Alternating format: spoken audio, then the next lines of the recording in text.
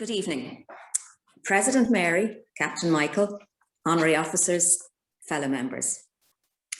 Tá an áthas orm fáilte chuirliamh go léir go dtí an webinar seo atá á curfaí láthair ag an Dr. Tony McCarthy.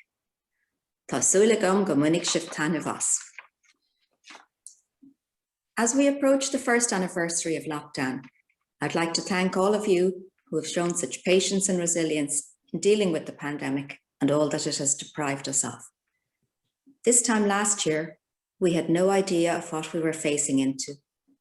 But now, a year on, we are all experts on case numbers, ICU numbers, vaccine rollouts.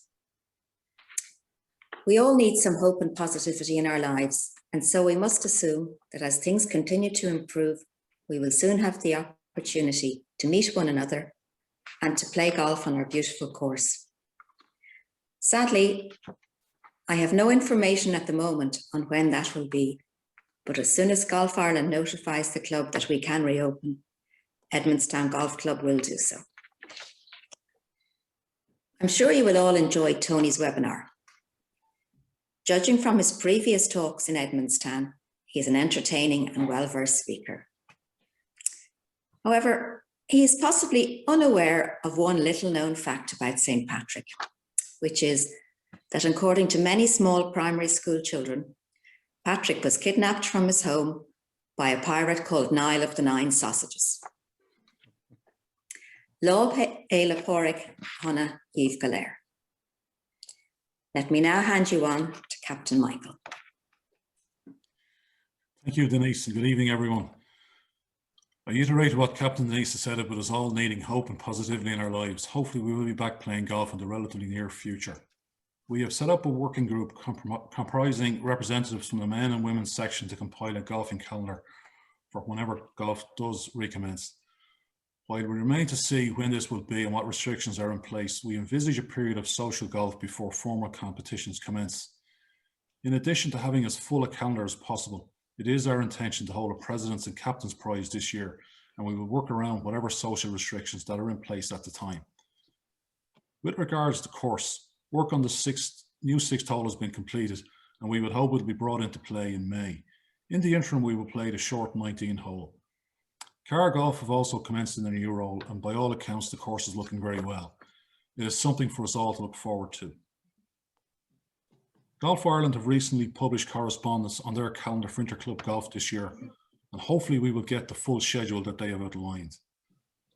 As recently announced, the club are introducing a new golfing uniform this year.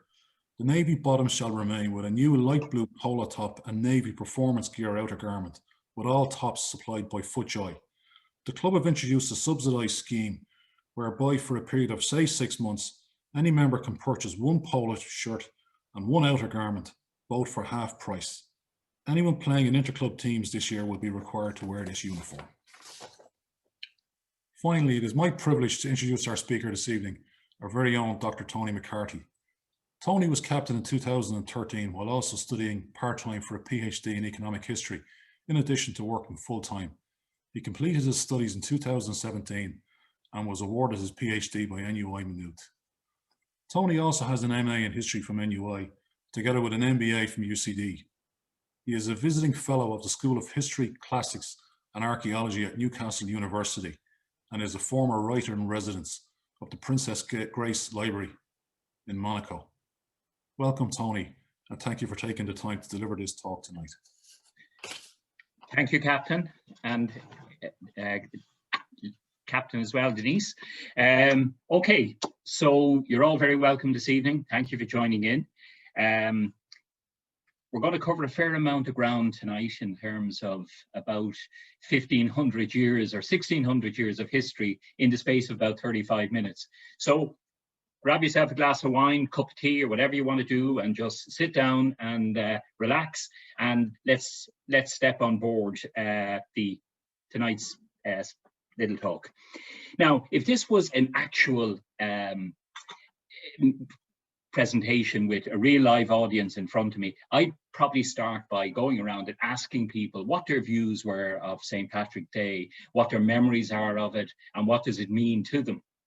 Now, we don't have that luxury. So really what I'm going to have to do is look into my own head and hope that it comes up with some sort of reasonably representative view that might conform with what other people would think of St. Patrick's Day. No doubt everybody's different, but my memories of it are somewhat that would be standing down, say, somewhere in rain and miserable weather, probably down around Patrick Street, with an absolute aching pain in my shoulders from lifting my kids up to have a look out and watching countless American marching bands and what I call cheesy majorettes, most of them probably in the latter stages of hypothermia. And then afterwards, getting out of town as quickly as possible, because anywhere you want to try and get a lunch in was packed. And you looked around and you saw a lot of, you know, teenagers with gaudy dyed green hair, leprechaun hats and tricolors wrapped around their draped around their shoulders. And you'd say to yourself, well, look, it's time to get out of here, especially when you had 3 kids in tow. Or, you know, another, actually, vanity is going to get in the way here, and I'm going to put on my glasses because I'll struggle otherwise. Or maybe some years earlier, when I was a kid, usually what we did, we went out on the day before Paddy's Day, and we tried to pick shamrock, or at least stuff that was at least green when you picked it. Or maybe going to Mass early on St. Patrick's Day so they could go on into the parade, or going on the first hike. I lived in Walkinstown, so the first hike of the year, if you did it on Paddy's Day, was to go to St. Columkille's Well, which is, believe it or not, just up in Ballycullen, or maybe Massey's Estate, which is a little bit further up the road. But these are the sort of places we went to. And then a little bit later, maybe the start of the fishing season on the Dodder. It always starts on the 17th of March. But one memory I'd always have of it is not being brought to the Railway Cup finals in Croke Park, because my dad was going to take advantage of the Lenten amnesty and meet up with what he described lads from home, which was basically a euphemism for the fact that he was going to go on the lash, and the last thing he wanted was to have me in tow. So without my historian's hat, that is what I think of when I think of St. Patrick's Day. But for my talk this evening, I must don that said hat and try to give you some idea, firstly, of the man whose anniversary of his death we celebrate on the 17th of March each year, for his death we celebrate. And secondly, how the celebration has evolved over the last 1600 years, and why and how St. Patrick's Day has turned into a global phenomenon. Now, the story of Patrick and the celebration of his death is quite a complex one. You know, unlike,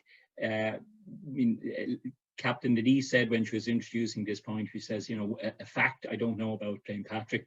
I assure you, there's very, very few facts I know about St. Patrick. Actually, Mark, if you could move it on a couple of slides just to the one of St. Patrick. Yeah, the one of Patrick, that's the one, yeah. There's some driving the snakes out, but there's very few facts about Patrick that we do know. So his story is quite complex. It's a story of a man. It's shrouded in myths, legends, and fabrications, constructed to suit particular interests and historical narratives. Similarly, ownership of his legacy has been the subject of conflict between many parties over the centuries, be they religious, political, cultural, commercial, domestic, or diaspora interests. Examples of such contentions that we know are familiar with are the battle between Catholics and Protestants over his legacy, the republicanism and loyalism, and more recently conservative versus liberal values in the US, particularly connected with gay rights. Over the centuries, such forces have sought to hijack the concept of St. Patrick to promote their own interest. The celebration of the Apostle of Ireland, but that's probably the most appropriate description, given he was never actually canonized a saint by Rome. And in any event, we have 3 patron saints, Patrick, Bridget, and Columkill, hence the 3 patrons church in Rathgar here. And it always has to be viewed, though, in the context of the time. And indeed, talking about context of time, we need look no further than the present day, because, you know, there's going to be no actual St. Patrick Day celebrations. There'll be some virtual, and that's because of COVID. So that's a case of the festival and the feast day and the celebration adapting to the environment we're in. Over the centuries, the prevailing political, social, religious, and economic environments have all impacted on how Patrick's death has been celebrated. But we'll talk about these later. As an institution, however, there is little doubt that St. Patrick's Day brings out the best and the worst of being Irish, in that it highlights our pride, the pride in our past, our culture, and our sense of place and community, our love of fun and enjoyment. But unfortunately, it also highlights our relationship with alcohol, our oftentimes aggressive and violent tendencies, and our narrow-mindedness. And I wish I could bring the audience in, because I know John Patchell, who's tuning in tonight, mentioned to me, you should talk about how you can pull 10,000 pints on Paddy's Day in Dublin, in a Dublin pub. But we'll move on a little bit. So before examining the kind of broader issues, let me turn to the man himself. And again, for those of you who like history in black and white with clear and uncomplicated narratives, then the story of St. Patrick is not for you. For facts are rare, an appealing away process involving layers of myth and legend have to take place if we're to get any glimpse of even the man himself and his times. Now, why should that be so? Because he's such a revered figure in Irish history. Why is he such a complex character? Why is there even doubt of his existence? Well, the most obvious reason is that he lived a long time ago, in an era where there was little documentation of events and little or no empirical evidence available to us. Patrick, or to call him by his supposed real name, Nain Sukat, I bet you that surprised some of you, was of course literate, and he left us his Confessions and his Epistola, both written in Latin, that do give us some contemporary context to his life and provide insight into his personality, character, and background. From these writings, believed to be written towards the end of his life, he gives us a brief history of who he was and where he came from. The opening paragraph of his Confessions, which is a work of an autobiographical work, deals with, he says, "My name is Patrick. I am a sinner, a simple country person, and the least of all believers. I am looked down upon by many. My father was Calpurnius. He was a deacon. His father was Potitus, a priest who lived at Banavem Taburnier. My home was near there, and that is where I was taken prisoner. I was about 16 at the time. At that time, I did not know the true God.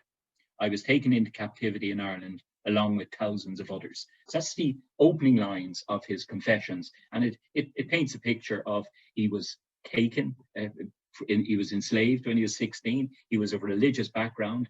We don't know where Banam Tabernia is, but chances are it's somewhere along the Welsh coast, because that was the favorite stomping ground for Irish raiders.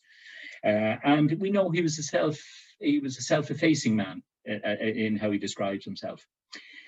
And the second reason for confusion was that much of what we know about Patrick has come from what's called the Life of Patrick, a text written by a monk and scholar called Murcu, almost 200 years after his death. And apart from two references in a 6th century manuscript about a bishop called Patrick, who is said to be a Briton, there's little of any reference to him in any historical text until Murcu's book or text, written at the end of the 7th century. So 200 years elapsed and we hear nothing about Patrick other than two possible references to him in manuscripts in a British abbey. You know, in terms of, as with all historic text, and Murcu's is a historic text indeed, it is important to understand the context in which it was written. In the case of the Life of St. Patrick, it was commissioned when the church in Ireland, the very early church, or the Nicene church as you might call it, was divided almost along geographic lines, with the southern part of the country owing its allegiance to the Bishop of Cashel, and the northern part of the country owing its allegiance to Ardvoca, or in today's terms, Armagh. So, what apart from keeping his bishop happy did Murcu hope to achieve? And again, before answering that question, we should look at how the Christian church in Ireland had developed.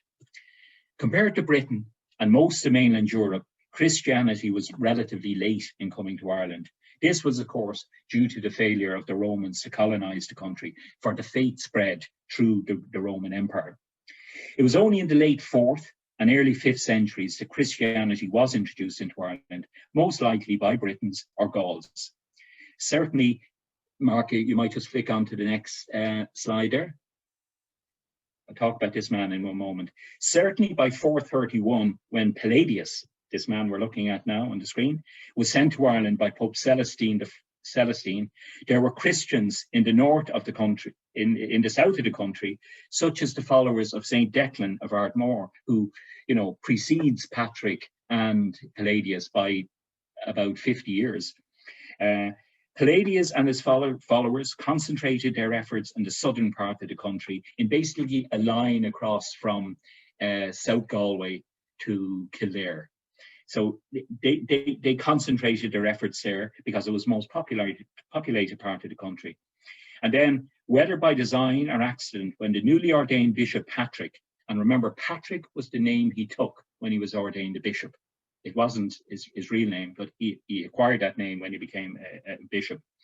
And when he arrived in 432, he focused his efforts in that part of the country where he had spent much of his captivity in the north and in the west, because he spent a lot of his captivity on the foothills of the Slieve Slemish Mountains in Armagh. Now, the 5th century Irish church was missionary in nature. Clergy were generally married, or at least non-celibate. In many cases, they were the sons, and in very few cases, daughters of chieftain families. By the start of the 6th century, it was episcopal, meaning it had bishops and it had dioceses, and these dioceses, which are still the same today, were broadly structured along the lines of the old native kingdoms. With the rule of Rome weak, power struggles inevitably emerged among the bishops. And as always happens in such situations, power became concentrated in rival factions. And in this case, it was between the bishops in the south, who were known as the Romani, owing their allegiance to Rome, and those of the north, who were known as Hibernices. It was in this context that Bishop Aed instructed Murcu to write the work for which he is best known. Given that Patrick, and indeed Palladius, had disappeared almost completely from history for almost 200 years, Murcu had little historical evidence to work with, but had free rein with his imagination to develop a character that would act as a unifying force for the Christian church in Ireland, which would owe its allegiance to the See of Armagh, where Patrick spent much of his time. Interestingly, that's what actually happened, and today the Cardinal and the Primate of all Ireland is based in Armagh. Hence, Murcu achieved what he set out to achieve.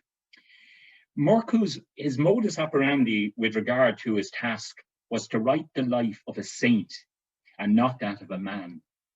A saint who was empowered with miraculous and superhuman powers.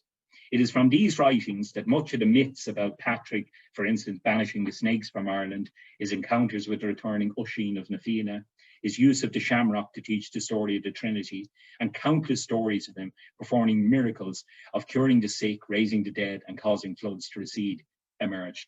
So he had free rein, Murcu had free rein, and decided this is the way he's going to go about it. He's going to develop his Superman, whom everyone will get behind and unify themselves.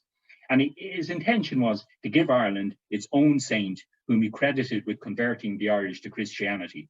This, of course, was fabrication, because as we've already mentioned, there were many Christians in Ireland prior to the arrival of Patrick, and it also completely ignores the work of Palladius and his followers, who converted much of the more populated southern part of the island.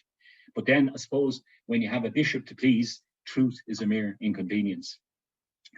It's also likely that Murcu fused many lives into one, so that the lives of Palladius, Patrick, and indeed other missionary clerics such as Sylvester and Selenius were intermingled, which probably accounts for the ubiquitous nature of sites venerated in honour of St. Patrick around the country. It would have been impossible for him to get all over the country, but as we know, there's sites everywhere. So that's probably comes from the fusing of various people's lives. In the end, however, Murcu and his patron, Bishop Aed, their strategy paid off. The 7th century Irish Church was unified under the control of Armagh, a situation that continues, as I said, to this very day.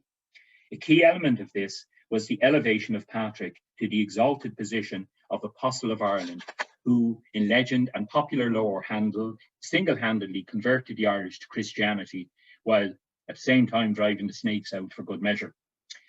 Like most things, you might go on to the next slide, Mark. And maybe flick one on again. Okay, leave it there. Like most things about Patrick, the date of his death is subject of much conjecture. Some sources say he died in 462 AD at Saul in County Down, where he is said to have established his first church. If this is true, then he would have been almost 70 years of age when he died. The Annals of Ulster state that he died in 492 AD, which would have made him about 105 years of age. And the Annals of Inishfallen put his death in 496 AD, making him about 110.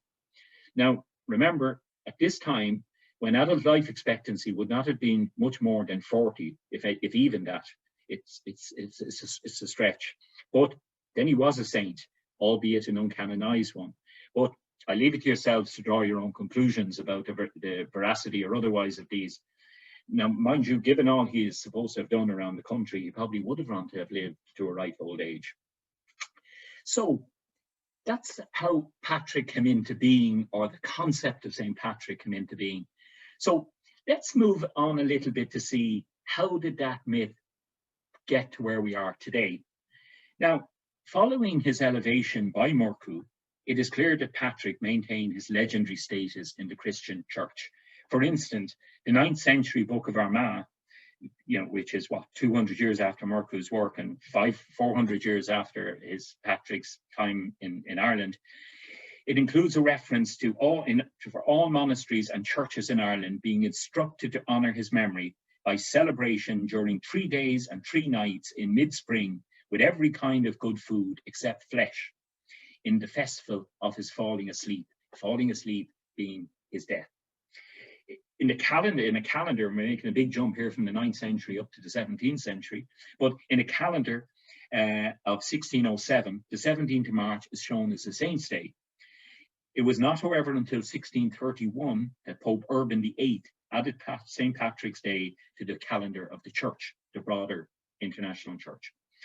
In the 1690s, an English visitor to Ireland noted in his journal, "The 17th day of March yearly is St. Patrick's, an immovable feast, when ye Irish of all stations and conditions wear crosses in their hats, some pins, some of green ribbon, and the vulgar superstitiously wear shamrogues, a 3-leaved grass, which they likewise eat, they say, to cause a sweet breath." So in 1690, the celebrations in terms of what people wore weren't too dissimilar to what they are today. Now, following the Battle of the Boyne in 1691, Saints' festival days, including St. Patrick's Day, were outlawed, which had the effect of driving celebrations into the private rather than the public domain. While open celebrations might have been suppressed in Ireland, it clearly did not deter Irish people living in London.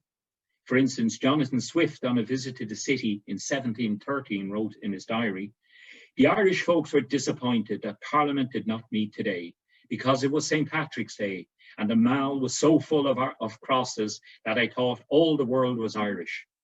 Swift, of course, had very strong affiliation with St. Patrick in that he was the Dean of St. Patrick's Cathedral from that year, 1713, until his death in 1745. And again, following his death, he left a legacy of £12,000, which was used to found the then St. Patrick's Lunatic Asylum in St. Stephen's Lane, Dublin.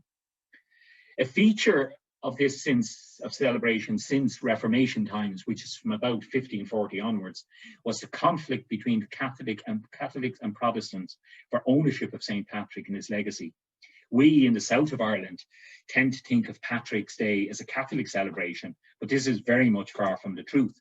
Northern Protestants have since Reformation times claimed ownership of the national apostle. Indeed, St. Patrick's Day celebrations in both colonial America and Britain were exclusively Protestant affairs. The first formal St. Patrick's Day celebration recorded was a dinner which took place in Boston in 1737, where it was reported that the Irish gentlemen and merchants who met convivially in Boston on the 17th of March, 1737, to honour St. Patrick and founded a benevolent society, described themselves as Irish, of Irish extraction and of the Protestant faith. Now, we're all familiar with the modern day St. Patrick's Day parades, but the first recorded parade was in New York in 1766. Now, there may be some argument about that, but by and large, it's recognised as the one. When a number of Irish regiments, and they were all British Army regiments, because this was pre the American War of Independence, marched through the city. Mark, you just might put up a slide there. Now this slide is not of the 1766 parade, because clearly photography didn't exist then, but it is one of the earlier parades after photography was invented, probably late 19th century. But you know, that parade 1766, I say, was British Army regiments, again entirely Protestant, and that was the situation up to the 1780s, when Catholics gradually became involved. By 1835, however, with increasing emigration, the New York and Boston parades were taking on a distinctly Catholic, nationalistic, and anti-British flavour. Something, as we'll see later in one of the shots, terrible term, something that remains a feature right up to the present day. But while this trend was emerging in America, and to a lesser extent in Canada and Australia, what was going on in the Emerald Isle itself? As mentioned earlier, following the Battle of the Boyne and the enactment of the penal laws, any form of Catholic festivity was suppressed. However, as the laws relaxed in the closing decades of the 18th century, celebration of the saint's death by Catholics became more public, with various patterns, as they call them, being held throughout the country. However, the main celebrations on the day were concentrated in Dublin Castle and involved the trooping of the colours, which drew large crowds, and of course the St. Patrick's Night Ball, which was attended by the rich and powerful, the vast majority of which, of course, were Protestant and Anglo-Irish. Such events continued, albeit more private rather than on a public basis, with an ever-declining level of enthusiasm, right up to the British withdrawal in 1922. And as again, one might have suspected, they were very much Anglo-Irish affairs, with the wider populace showing little interest. So we're moving now, you know, into the late 19th century.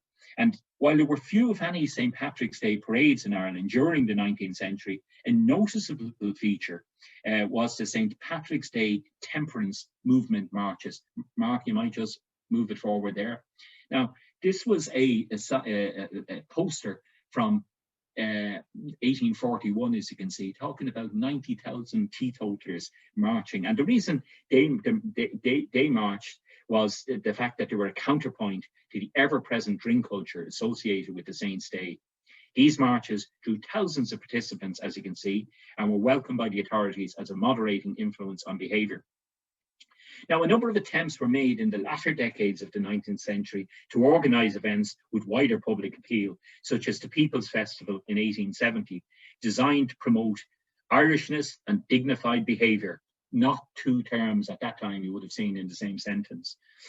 Now, but these initiatives fell away, and for most of the years between 1870 and 1900, unlike what was happening across the Atlantic, St. Patrick's Day was mainly celebrated at home by participation in religious services. In Ulster, St. Patrick's Day celebrations became a cause of tension and often erupted in violent clashes. For instance, in 1874, over 60,000 Catholics from what the RIC at the time defined as the lower social orders marched carrying banners declaring "God save Ireland," "Our own again," "Ireland as a nation," "Emmet come back." This particular parade in 1874 ended in a serious outbreak of rioting, leaving the RIC of the day to comment that they saw the St. Patrick's Day celebrations were simply a cover for Fenian activity. In the early years of the 20th century, from 1900 onwards, obviously, the Gaelic League sought and did control much of the celebrations surrounding St. Patrick's Day.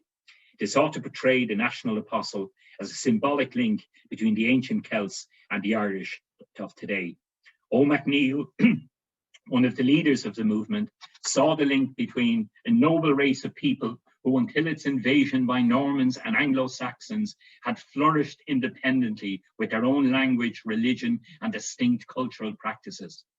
Now, apart from the cultural associations, the Gaelic League used St. Patrick's Day as a fundraising opportunity, organising various cultural events, culminating in the Cayley Moor in the Mansion House. Indeed, I remember the Cayley Moor right up into the 1970s, so that had been running from the early 20th century. Now, at the prompting of the Gaelic League, St. Patrick's Day was declared a public holiday in 1903. At this time, of course, the burning political issue was the struggle for home rule, and the Irish Parliamentary Party under John Redmond recognised the opportunity afforded by the sense of Irishness generated by the celebration of St. Patrick, not just at home, but more importantly, with the diaspora abroad. Parades became more plentiful, and following the formation of the Irish Volunteers in 1913, in response, of course, to the founding of the Ulster Volunteers the previous year, large numbers of uniformed volunteers, many of them armed, were a regular feature of these parades. Following the Easter Rising, and particularly during the War of Independence period, Patrick became a symbol of an independent Ireland. And just like Murcu had done over 1,000 years earlier, Patrick was portrayed as an unsullied hero, standing tall, a role model for all patriotic and religious Irish men and women. And like Murcu had done in the 7th century, Patrick was used as a clarion call, but this time not to the Romani of the south of Ireland, but to the great Irish diaspora to unify behind the trust for Irish freedom. An example of that might be the editorial in the Gale newspaper on the 17th of March 1916, declaring, "You must meet the encroachment of vile Anglicisation and hurl it back into the sea as Patrick hurled the snakes from our land." Now, reflecting this mood, the New York Parade in the years 1918 to 1922 exhibited an ever stronger virulent nationalism. Organisations such as Sinn Féin, Cumann na mBan, Friends of Irish Freedom, and a rejuvenated Clan na Gael featured strongly. Indicative of this was a note in the programme for the parade in Savannah, Georgia, one of the largest parades, and still to this day, one of the largest parade. And they, in their programme, they said, "St. Patrick's Day is a day dewed with the tears of national sufferings for centuries and red with the blood of countless martyrs." Not a sentiment designed to bridge, community tensions or solicit the support of those of the Irish Protestant faith, I'd suggest. The story of how St. Patrick's Day evolved in the new independent Free State is interesting. The first government, led by the Cumann na Gael party of William T. Cosgrave, adopted an almost hostile approach to secular St. Patrick's Day festivities. Whether this was Cosgrave's own dislike for festivities, because certainly those of you who remember his son will know he was a fairly dour man, or whether it was an attempt to close off any opportunity for anti-treaty factions to capitalise on a link with the saint, or as a gesture to Northern Protestants, or a sop to the Catholic Church, who felt that the celebrations surrounding St. Patrick's Day were becoming all too secular. I'm not so sure. But certainly it was ambivalent. The attitude was ambivalent at best and positively hostile in certain circumstances. Now, Cosgrave's initial response, remember, he came into power in the first government in early 1923, and one of the first things he dealt with was actually St. Patrick's Day. So his approach again was interesting. His first initiative was to hand over responsibility for coming up with a suitable form of festivities to the wives of his government ministers. In a letter to them, he suggested that a dance might be a good way of celebrating the Apostles' anniversary, where costumes and dress of Irish materials and workmanship might be worn. His next decision, however, really put the tin hat on it when he decided to close the pubs on St. Patrick's Day to prevent people, as he put it himself, making a holy show of themselves. Believe it or not, this prohibition existed in Ireland up until 1961. Now, as always in Ireland, there is an exception to the rule, and that was that the annual RDS dog show, which is held on St. Patrick's Day, drink was available. How this happened, I've no idea, or why it happened. But needless to say, the said dog show attracted enormous crowds, which for some particular reason fell away after the ban on pub closing was lifted in 1961. What celebrations did take place during the 1920s highlight the close relationship between church and state. Cosgrave's idea of appropriate celebrations of St. Patrick's was to concentrate on the death aspect of the anniversary. He insisted that the full cabinet and their wives and all available government TDs attend the Mass in Irish, celebrated by the Archbishop of Dublin in the Pro Cathedral at 9:30 a.m. on the 17th of March. and that be followed by a march of the Free State Army from Collins's barracks to the GPO. This non-plus type of celebration, or rather no celebration of St. Patrick's Day, continued for well over 40 years. And I came across an interesting article when I was researching for this paper from the Connacht Telegraph of the 18th of March 1952, which captures the mood at the time. The editorial said, St. Patrick's Day passed off quietly, and there's nothing to indicate that we were celebrating our national festival, the feast of our national apostle, apart perhaps from services in our churches. There were no band recitals, no parades in national costume. As a contrast, in all the cities of America, of England, and every country in the world in which Irish exiles have settled in appreciable numbers, celebrations on a grand and more ambitious scale than ever before have been held. In Ireland, St. Patrick's Day was very much like any other day, only duller. So again, I think that captures the mood of the time and what it would have been like. While managing to avoid the perceived excesses of foreign festivities, the Irish government, particularly those headed up by De Valera, were very conscious of the Irish diaspora and were keen to solicit the support of their support for Irish unity. The development of radio technology, allowing simultaneous broadcasts in Ireland and in the US in the early 1930s, provided DEV with the opportunity to address both the Irish at home and in the US and indeed other parts of the globe simultaneously. And thus the St. Patrick's Day message became a feature of Irish life for many years.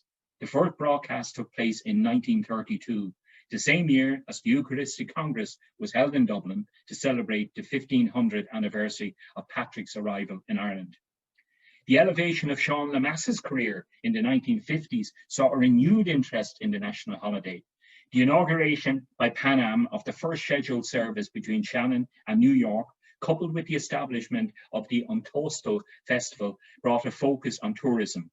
Indeed, Pan Am sought to use St. Patrick's Day festivities as a major part of their Come Back to Ireland campaign and lobbied the Department of Transport and Tourism to use the Saints' Feast Day as a launching pad for generating tourist traffic, particularly from the US. Unfortunately, the minister declined the suggestion by saying that the usual weather associated with St. Patrick's Day would not be conducive to attracting tourists, and that in any event, it would not be appropriate to encourage festivities during the Lenten fast period. In the early 1960s, the Taoiseach's office floated a proposal to move St. Patrick's Day to early September, when the weather might be better and Lent long over. Jack Lynch, who was a minister in that government, even went as far as to write to the Vatican to see if they would change the Saint's Date from the 17th of March to the 17th of May. None of these initiatives, thankfully, ever amounted to anything. Now, under the influence, Mark, you might just move on a slide. Grand. Under this influence, parades returned to the streets of Dublin in the early 1960s.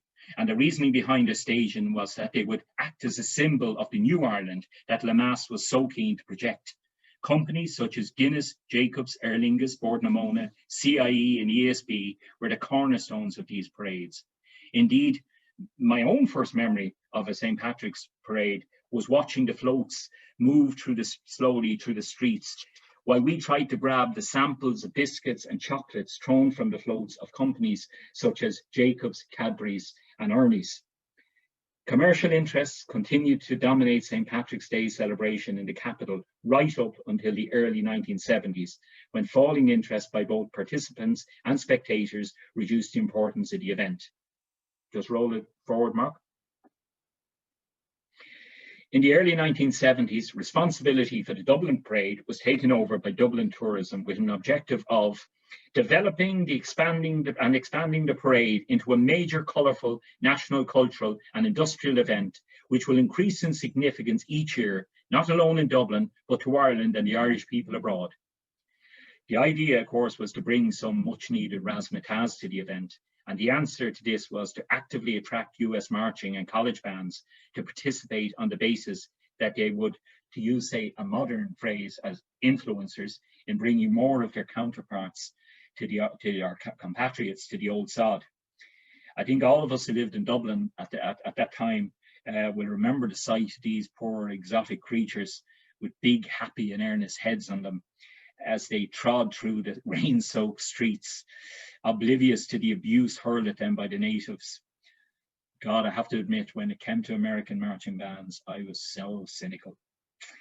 As the 1970s drew to a close, the St. Patrick's Day celebrations, not just in Dublin, but particularly in the north, fell victim to the Troubles, with protest groups and gatecrashers becoming a regular feature. Some of you indeed might remember the famous Wombles float that turned itself into a prisoner protest as it drew near the viewing stand in the GPO. I think it was probably the 1979 parade. And again, interest waned and in terms of participation and, more importantly, media coverage internationally. And the annual parade became more a chore to the organisers than anything else.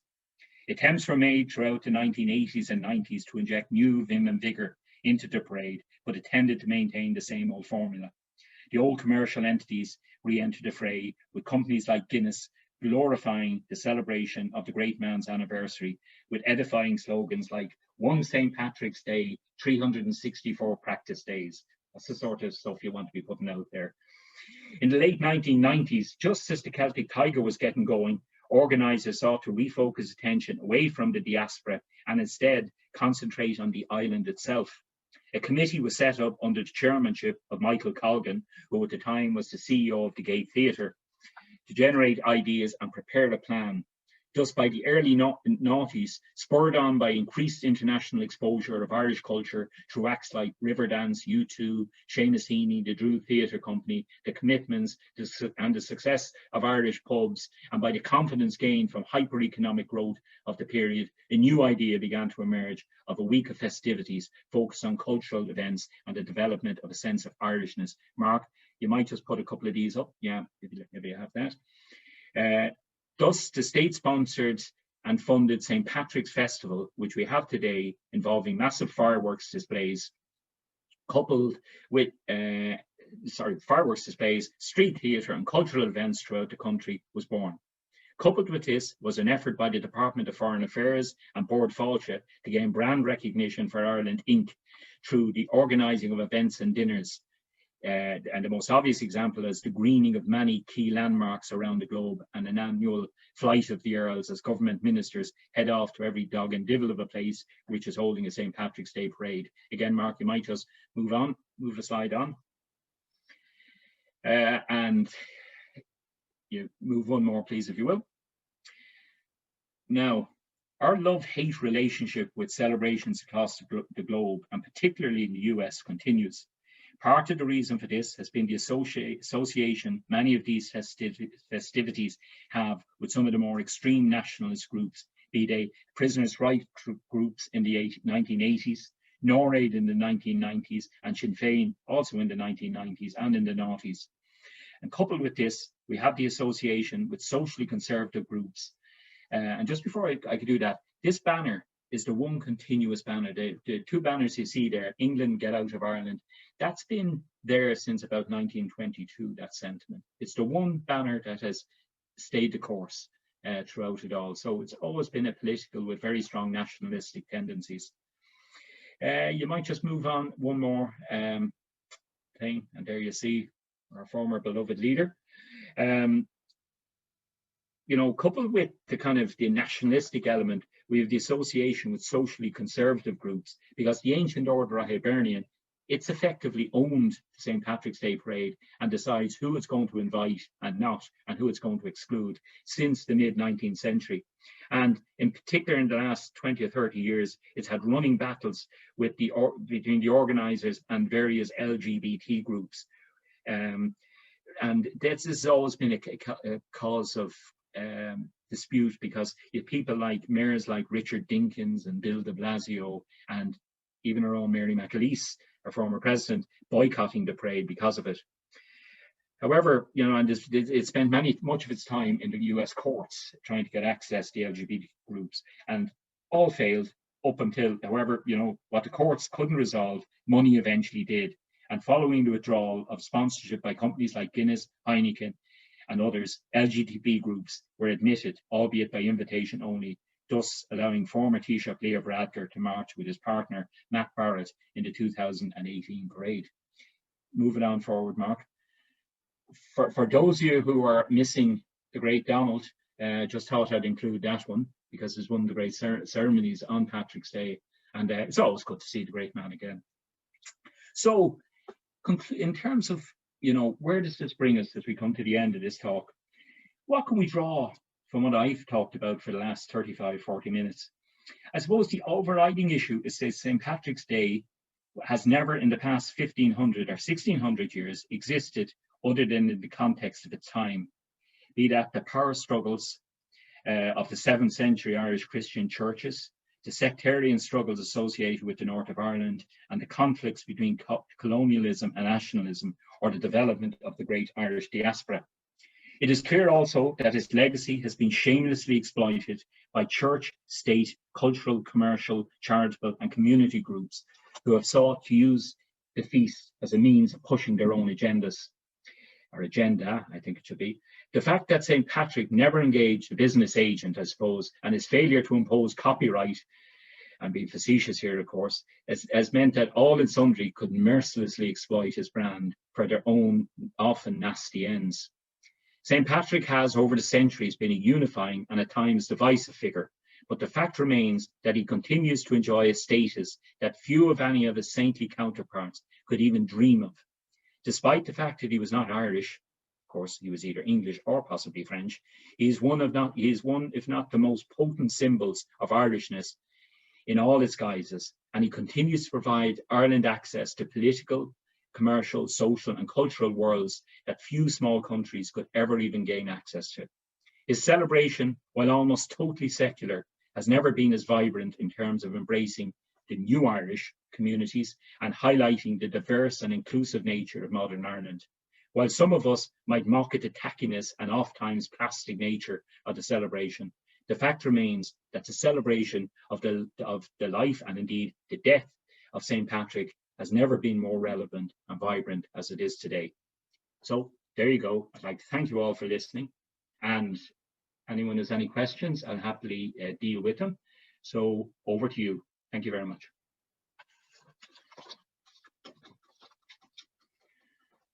Okay, Mark, do you want me to pick up on the questions there, or do you want to pick them up?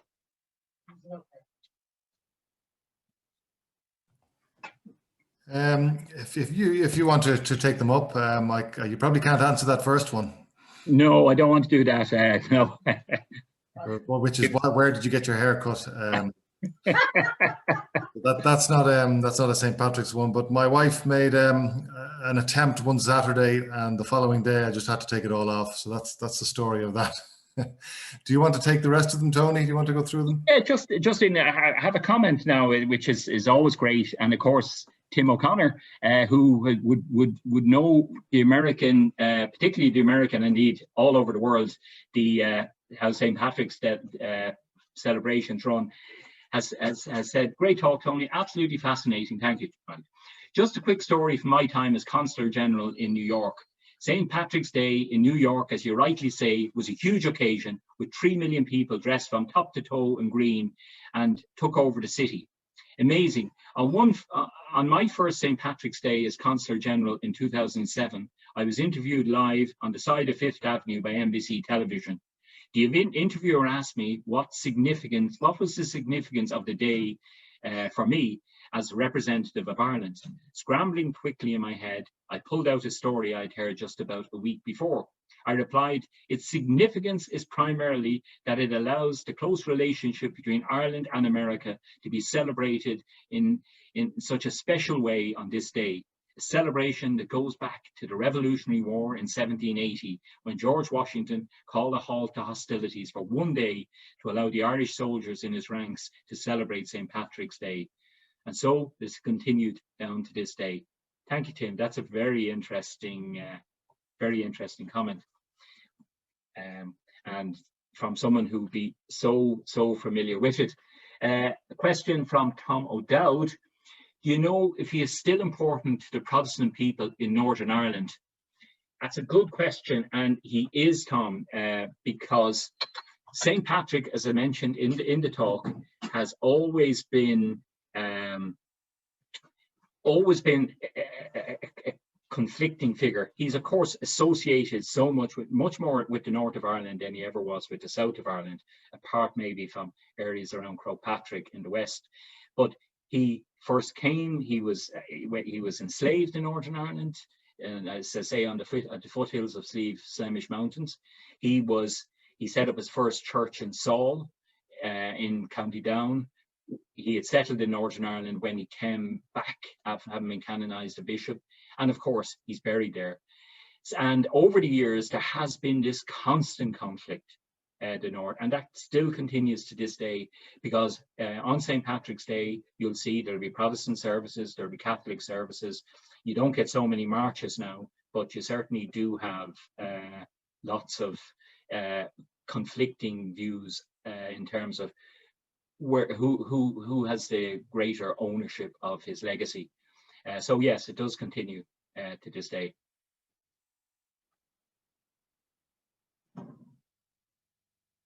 So if you know, this is where you miss an audience where people can stick up their hand and talk about it. But yeah, I mean, in the talk, I mean, I didn't touch upon the man himself. I mean, and the reason I didn't do that and focus mainly on how the image of Patrick came to be, is the fact that, you know, so much of it is myth that couldn't be true. I mean, we all know about this. You know, the snakes didn't go because of Patrick. They went over 10,000 years earlier because of the Ice Age. You know, the shamrock, we all have this thing that shamrock only grows in Ireland. Of course it doesn't. It grows everywhere. In lots of places around the world that have temperate climates. While it is a grass, as someone referred to it earlier, it's also very related to the wood sorrel plant. And indeed, you know, Usheen and Athena, of course, I mean, that was 1,000 years earlier. So there's, you know, but there's so much myth. And if you want to invent a Superman, then that's what you do. You invent lots of myths around them, and there ain't anybody going to be around to contradict you. And, you know, while some of these were lore, of course, as the years went on, they became part of the kind of whole narrative around St. Patrick. But whether he existed or not is you know, it's probably fairly sure he did exist, but so be it. Question from Dan Crossan is, why is Patrick allowed to be referred to as a saint by the church if he has not been canonized? Yeah, that's one. And the reason, and you may remember it some time ago, there was they kicked out a lot of saints, but the reason him and indeed Bridget and Columkill are treated as saints is because it wasn't until you know, about the 11th century when saints were, the concept of a saint as being a canonized individual came into play. Before that, none of the saints were actually canonized. So hence, you know, you have people like, you know, who were around at the time of Christ, St. Paul and people like that. You know, they were never canonized either.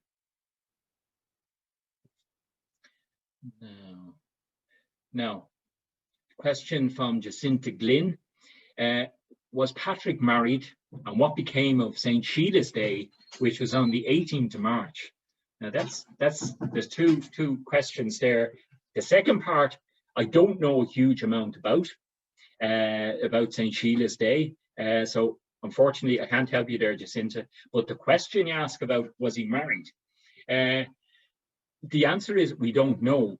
But he probably would have been exceptional if he wasn't married, on the basis that the church at the time didn't have any difficulty with its clergymen or its bishops or its cardinals or its pope, for that matter, being married. And indeed, many of them had children. So from that point of view, he may well have been married. There's certainly no reference to his wife. Indeed, there's very little reference to anything that we know of. But a lot of the priests and bishops of the day would have been married, and that was quite normal. We know that from documentary evidence. So I don't know whether he was married, but I think, given the likelihood. Now, mind you, he would have been an old man when he came to Ireland. He was probably about 36, 37, which in those days would have been quite old. So maybe he didn't, but there's no documentary evidence. My feeling is he probably was. Okay, a question from Jerry Rosengrave. Is it true that the bands and floats in the New York St. Patrick's Day parade continue to go round and round the circuit, just making the parade look as if it never ends? Tim O'Connor could probably answer this one better than I could. I don't know. I suppose given the grid system in New York, you could quite easily do that. I don't know, Jerry, I'm afraid. It certainly doesn't at the minute, but it may well have done in the past. So on that basis, if we've finished our questions, again, it's always funny to just deal with questions without looking at people and without getting hands up or whatever. So maybe just one more there that's come in.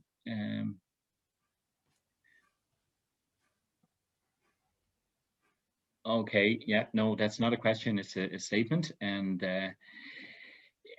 from Pat Hamrat, he does fascinated to hear about the origins of St. Patrick. So if that's okay with everybody, we're had a long evening. I want to grab a drink of this stuff beside me. So again, it just remains me to say to you, thank you very much for tuning in and for your questions. And hope to see you soon, about probably the 5th of April, and this time in a proper abode on a golf course. So thanks, guys. Good night.